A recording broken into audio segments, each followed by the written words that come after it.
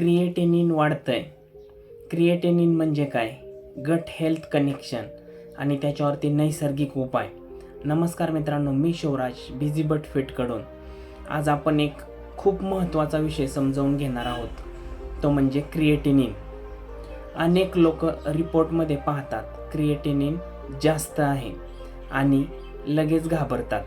पण खरं सांगायचं तर क्रिएटिनिन म्हणजे काय, ते का वाढतं आणि त्यामागे गट हेल्थचा म्हणजे पचन संस्थेचा काय संबंध आहे आणि ते नैसर्गिकरित्या कसं कमी करता येतं, हे जर तुम्हाला नीट समजलं तर घाबरण्याऐवजी योग्य दिशा मिळते.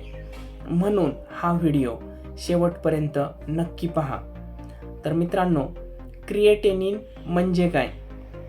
तर सोप्या शब्दात सांगायचं तर आपल्या शरीरामध्ये मसल्स काम करत असतात आणि त्या मसल्समधून एक वेस्ट पदार्थ म्हणजे टाकाऊ पदार्थ तयार होतो, त्यालाच म्हणतात क्रिएटिनिन. आता हे क्रिएटिनिन रक्तामध्ये जातं आणि किडनी म्हणजे मूत्रपिंड ते फिल्टर करून लघवीद्वारे बाहेर टाकतं. म्हणजेच क्रिएटिनिन तयार होणं हे नॉर्मल आहे, पण ते बाहेर नीट जात नसेल, शरीराबाहेर नीट टाकलं जात नसेल तर ते रक्तामध्ये साचायला लागतं आणि तेव्हाच रिपोर्टमध्ये क्रिएटिनिन वाढलेलं दिसतं. आता आपण पाहूया मुख्य कारण काय आहे ज्याच्यामुळे शरीरामध्ये क्रिएटिनिन वाढतं. तर क्रिएटिनिन शरीरामध्ये वाढण्याचं एकच कारण नसतं. खूप वेळा लाईफस्टाईल प्लस गट हेल्थ याचा मोठा रोल असतो. मुख्य कारणं जी आहेत त्याच्यामध्ये पहिलं, पाणी कमी पिणं ज्याच्यामुळे शरीर डिटॉक्स होत नाही. दुसरं, जास्त प्रोटीन, प्रोसेस्ड फूड आणि जंक फूड खाणं जे पचत नाही आणि वेस्ट वाढतं. तिसरा, गट हेल्थ खराब असणं ज्याच्यामुळे आतड्यांमध्ये घाण साचते, टॉक्सिन्स रक्तामध्ये जातात आणि किडनीवरती एक्स्ट्रा प्रेशर येतो. चौथं, लॉंग टर्म स्ट्रेस ज्याच्यामुळे हार्मोन्स बिघडतात आणि डायजेशन म्हणजे पचनशक्ती कमजोर होते. आणि पाचवं, पेन किलर्स किंवा अँटीबायोटिक्स जर जास्त काळ घेतले तर त्याच्यामध्ये किडनीवरती दुष्परिणाम होतो. सहावं, डायबिटीस, BP याच्यामुळे हळूहळू किडनी फंक्शन कमी होतं. महत्त्वाचं म्हणजे क्रिएटिनिन अचानक वाढत नाही, तर ते हळूहळू वाढतं आणि आपण त्याचे सुरुवातीचे संकेत इग्नोर करत असतो. क्रिएटिनिन वाढलंय हे आपल्याला कसं समजतं, तर त्यासाठी काही लक्षणं आहेत.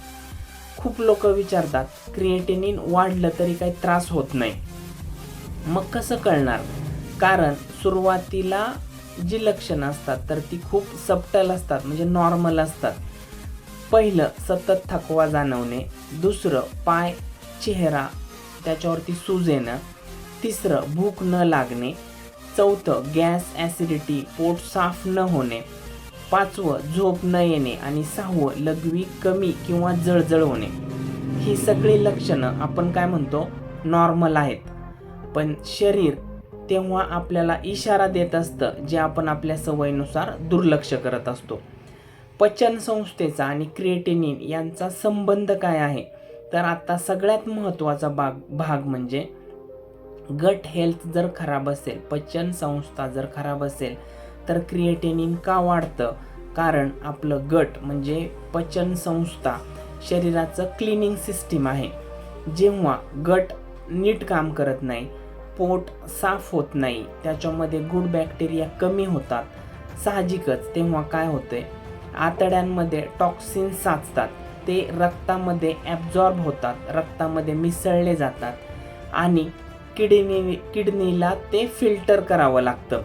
साहजिकच किडनी ओव्हरलोड होते, किडनीवरती लोड येतो आणि क्रिएटिनिनची लेवल नॉर्मलपेक्षा जास्त होते, म्हणजेच लेवल वाढायला लागते. म्हणजेच क्रिएटिनिनचा प्रॉब्लेम किंवा किडनीचा प्रॉब्लेम हा मूळ अनेक वेळा गट हेल्थ असू शकतो. म्हणून फक्त किडनी रिपोर्ट न पाहता पचन, आहार, आतड्यांची स्थिती हे सुधारणं खूप गरजेचं आहे. आता जर क्रिएटिनिन लेवल नैसर्गिकरित्या कमी करायची असेल तर त्याच्यासाठी महत्त्वाचा प्रश्न येतो की मी क्रिएटिनिन लेवल नैसर्गिकरित्या कसं कमी करू. काही सिंपल पण कन्सिस्टंट उपाय आहेत, ज्याच्यामध्ये पहिलं, पाणी योग्य प्रमाणामध्ये प्या. दिवसभरामध्ये थोडं थोडं पण नियमित पाणी पिणं गरजेचं आहे. दुसरं, प्रोसेस्ड फूड बंद करा. Biscuit, bakery item, junk food, बाहेरचं तेलकट पदार्थ पूर्णपणे बंद करा. तिसरं, हलका आणि गट फ्रेंडली आहार घ्या, ज्याच्यामध्ये भाजी, डाळ, भात आणि फळं. फार हेवी प्रोटीन टाळा. हेवी प्रोटीनयुक्त पदार्थ खाणे टाळा किंवा बंदच करा. चौथं, पोट साफ ठेवणं प्रायोरिटी ठेवा. गट क्लीन असेल तर किडनीवर ताण कमी होतो. आणि पाचवा, स्ट्रेस कमी करा, ताणतणाव कमी करा. 10 ते 15 मिनिट चालणं, श्वसन, शांत वेळ याच्यावरती जाणीवपूर्वक लक्ष द्या.